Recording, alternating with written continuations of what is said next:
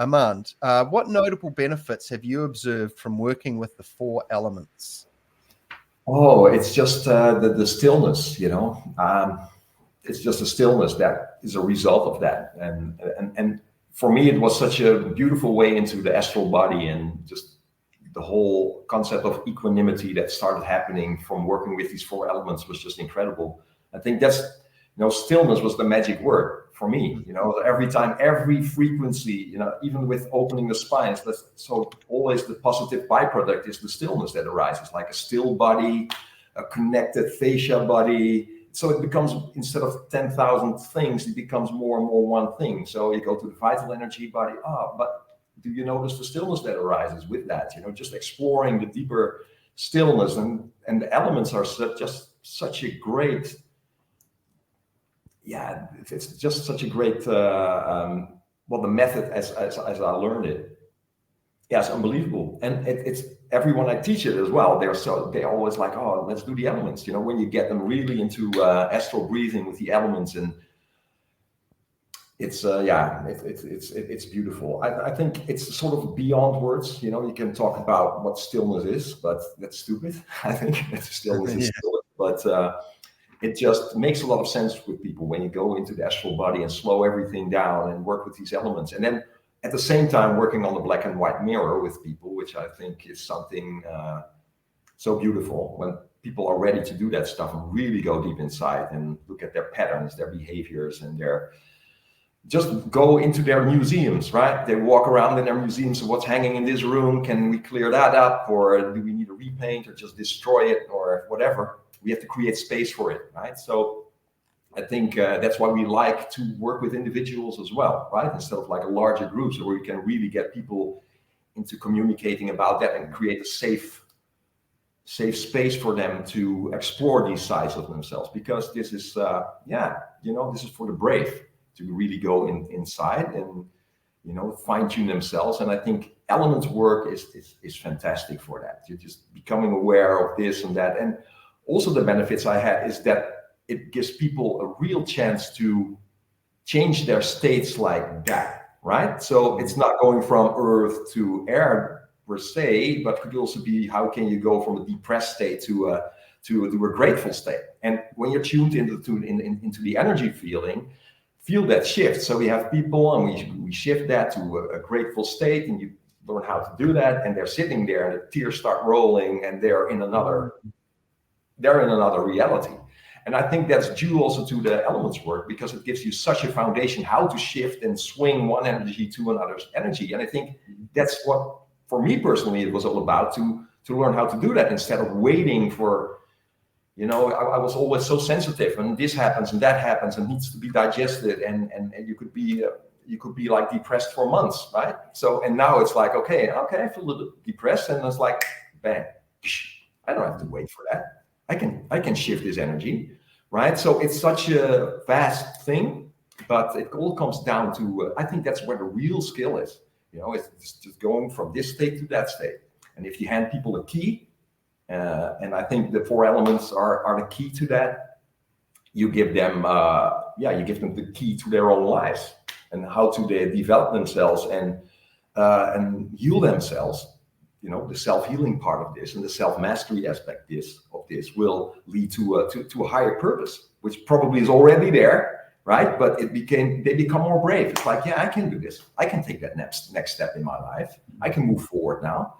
So element work is amazing. So yeah. Wonderful. That's great. And I remember hearing you once on a podcast say, you know, like the crux of the teachings is you can basically just change the way you feel, you know, on demand. And it's such a great like tagline. I mean, you know, without bringing in, esoteric language and symbols and things, it's like, bro, how you feeling? Not good. Come and learn how to change that. Like, you don't have to wait for something to happen. That's why I love this. You know, like Mark says, you know, stand there and wait for something to happen. No. There are cause and effect chains here. Didi, I would love to hear your thoughts on this. Yeah. Just expanding on that. It's also, for me personally, working with the elements, you could see why with some, especially for me, fire element was one of the elements. I was always resistant. I had a resistance around it. I was like, oh, I love all the other elements, but this fire element, I don't really want to go there. So and that made me go into fire element more. Like, what does it stand for? What's there? Why do I have this feeling around it? And just practicing with it and just exploring it and exploring these elements and what they stand for and what the meaning was for me personally. And getting friends with this feeling. And so yeah, it's a way of understanding yourself better. And also where's that trauma come from, and exploring. It goes very far, like goes into generations back sometimes. Or maybe past lives that you've had. Like what's still in there? If you gonna explore yourself in this way, you find out that there's so much more than just this physical body and some of these thoughts. So yeah, it opened up a whole new way of looking at myself, and I see that's happening with our students as well. That it's you get a key. It's like the games you play and you go into the next level. Well, you have all these levels, and it seems there's no end level almost. It's just you explore, and you get to know yourself better, and you get more sensible for your surroundings. There's more connection to everything. Yeah, so it's a really beautiful path to go on. Wonderful. Yeah. Thank you. Yeah. And being able to we hear a lot about elements and from various traditions and cultures around the world. And I hear people talking about them. I'm like, well, what can you do with them? How do you work with them? Right. And at a very personal level, because you've got external apparatus, whether they are magical devices or just things to get you, like a knife and fork type of thing, which you can do things with. But if you're on a desert island and all you've got is initiation into Hermetics or like an understanding, you don't need external things. And I think, when you're at the beach and it's cold in the morning, okay, am I working earth or water? And then the heat builds up and it's like, okay, now I can harvest that. And you train this thing and it becomes very tangible. And then of course, things start bubbling to the surface and you've got to deal with them. And then you've got to have a method for managing that. And, this is where obviously having experienced teachers and a framework really helps. And Manuela, I'd love to pass this question to you. What notable benefits have you observed from working with the 4 elements? Well, I do find that the elements are very much underestimated. A lot of people go, oh yeah, I've done the elements, they've done 2 hours there, 2 hours there. And they don't consider that, there are 4 elements, or, if you go more from the Eastern philosophy with the 5 elements, wood and metal, they are the building blocks of the universe. They are the building blocks of everything. They are, combined, they are akasha, and also they are very much related to our emotions, as you guys were touching on it as well. If you have too much fire, you need to put some air on to some earth on. Don't put air on. Some earth onto it, to cover the fire up, and just making people aware of those things, but also bringing in the food. Don't eat fiery foods. Eat more salads if you're already a fire person. Otherwise, you're just fueling your fire. But also personally for me, I notice very often when I can't remember where a place is or how I got to that place, I notice, oh, okay, I need to do more grounding. I need to bring that earth element in. And then obviously I remember that place better. But also you need to have a certain amount of each element to get into the spheres. I love working with beings. I love going to, meeting all those different beings, sun sphere, moon sphere, air sphere, earth sphere, and you name it. Like, obviously there's so much out there, and you just need to have almost like a critical mass to really get into that. But you also need to have the body to be able to house the energy. And then again, the food comes in, your exercise comes in, and to balance all the elements, so you're almost like have them on an equal balance. Because if you have too much earth and the rest is hardly there, then your emotions all up and down, and you're on that roller coaster. And if you're going to deal with intense beings, so to say, and the energy is amplified, then you're gonna have a lot of fun. You bring up something very valuable there, and is that, like, you could be doing all this element work and you could be undoing it or unnecessarily disadvantaging yourself by eating the wrong types of food, for example. And so, you're kind of canceling things out, or just, you're climbing a hill with the wrong equipment almost, or whatever, like you come up with the thing. But this is a real thing, and this is why you've got to have those 3 body things, and and food and exercise. I mean, obviously in the initiation and Hermetics framework, it doesn't go into a lot of body training stuff, which is where I think Mark's in the martial arts stuff that we all kind of share, or a relationship to some kind of moving or partner-based Hermetics training and these types of things to build up the physical chassis or the physical vehicle. So like Manuela says, that it can house these things. So we introduce these things, we adjust to them, we build a thicker, like we stress the body or we stress the shell, and then we keep doing it. But you're right, more things unfold the more time I spend working with these things. And it's very curious, because as much as I wanted to be like a Jedi, there's all of this internal kind of like curiosities that emerge, and I'm just more curious about things I wasn't curious about, and the elements have opened up some things. And I'm gonna pass this this last question on to Mr. Michael Lamb. Michael, could you please share with us your take on this question? What notable benefits have you observed from working with the 4 elements, or however you'd like to share? Well, thanks very much, Phil. I wrote a manual on it quite a few years back, and whatever about the manual, and it went into the 5 elements, obviously, because of the transition aspect of ether and akasha. The elements are the foundation of creation itself. They're beyond time. They're before time. They exist at an atomic level. They, beyond the galaxies. They are the universe. They're made up. No matter where you go, you can go beyond Mars. You can go out, to Sagittarius and the stars and the outer planet, and you'll come across those elements again. Even if you stack it through the periodic table, there was a very, very clever chart that I have where you can nest all the periodic table through the 5 elements, whether it be negative or positive.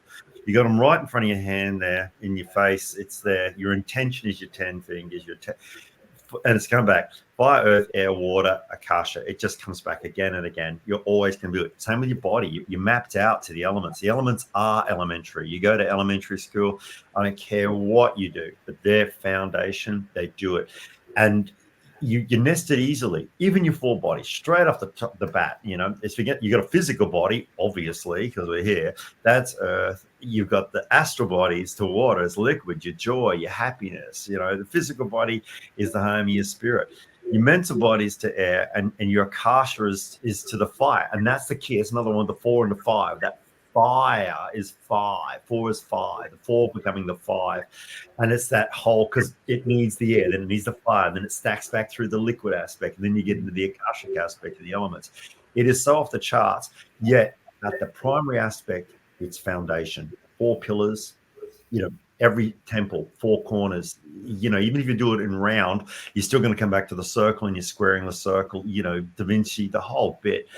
I don't care where you go with this, but I remember trying to teach the tree of life. And the students hadn't practiced the well, I thought that they had. They told me done the elements, but they didn't have they didn't know where the foundation was. So once you start going out to the planets, forget it. If you're going to bring in that energy of the sun, you really got to match the energy. Even if you go to invocation, forget it. You're not going to match the beings anyway without. You go through the 12 constellations. Aries is to fire, Taurus to earth. Gemini to air. Cancer, water, Leo, fire again. It repeats again. The 3 crosses, every cathedral on the planet mapped out to the 4 directions, the 4 winds, the 4 archangels. Whichever way you stack it, it's going to come through the elements. I don't care who you are or what you are. Their foundation, and they are elemental. Even the word, even the way it's spelt. If you master your spelling, the gospel elements. E is the 5th element. Ether, Akasha. Once you get it, and then you can move through other worlds. Like Manuel said, you got to build the energy to match the energy of the spheres. It's like if you're going up to the top CEO, you've got to kind of match that energy of what they're talking about. Otherwise, it's not going to happen. It's the same with the beings, because all of the 360 beings, or even prior to that, when you're starting with Ashmanada, you're going to have to match that kind of energy. You're only going to get a fraction of the power of the beings. Same with the sun beings. You need a lot of fire, and you're starting to work more with Akashic fire, that kind of thing. And then when you start to blend the elements, you're getting into transitions. You can do it through any martial arts, whatever. Everything, your card, your vehicles, your plane, all metals, it's all forged through fire. That's how it's done. And you can go on forever talking about them, because it's the key to immortality. That's what it really is. You'll come back to those basics, and they're not basics because they're at the highest level. And to get to the higher levels, you've got to come back, and it's not that much you got to relearn them. You revisit it, and it's like one of those brilliant teachings, or one of those brilliant books, or one of those fantastic. You can watch it again and again, and you keep harvesting, you keep regenerating, and it's the generational aspect. It's foundation. And it's also the key to the highest, and also workable energies. With it, you can do anything. Every single emotion on the planet that every single being feels is going to be balanced through the elements. You get negative fire is, aggression, destructiveness, ferocity. In positive, it's drive, it's enthusiasm, motivation. Negative air is just scatterbrain, all over the place. Positive air is intelligence, it's wisdom. Positive water, the same. Joy, happiness, feeling, gratitude. Negative is wishy-washy, washed out, despondency, depression. And it's the same with the earth, strength, positive, it's confidence, it's strength, it's balance. Lacking that, shaky ground, instability, Whichever way you stack it, you can adapt the elements to every single system on the planet, whether it be religious or spiritual. Can't top it, man. It's they're the ultimate. They were here before us, they're going to be here after us, and they're going to be here with us. Man, Wow. that's awesome. Yeah, that was so great, bro. You should. We're bringing out another movie. Yeah, I'm just going to clip it from this podcast. Wow. I want to say, Classes playing in 90 minutes. yeah, totally. I just wanted to say that, like this idea of having an element-based esoteric framework to operate from. I'm looking at actions and behaviors and things in the physical world, and I'm putting them into categories. I'm not trying to, put people into pigeonholes or such or anything like that. Well, yeah. But the thing is, though, is that when you're building up this framework of understanding, you need some rough, at least some mostly clear lines to sort of put things into so you can make sense of them. And so one thing I came across from listening to Mark is that, throughout the day, you need to do some stillness training, which is your earth, and you need to get your worldly things done. You need to do some reading, which is your air, and, do some study. You need to do some fire, break some boundaries, right? Confront yourself, and then, of course, you need to hang out with people, water, and be social and attend to these things. And if you tick these things throughout the course of the day, or just have that and build it around that, I've been thinking and acting on this, and there's like a self-correcting nature to this practice where things just start going, hey, everything's just kind of falling into place a little bit. And this is prior to actually even doing the element breathing. But at all levels of reality, you have these ways that the elements are expressed, or this common denominator of the elements across these seemingly unrelated spheres of existence. Mhm. You know, like the physical to the feeling to the thought. I mean, how do you link them up? Well, you've got these four organizing principles essentially that you can leverage and have quite interesting experiences with, I might add.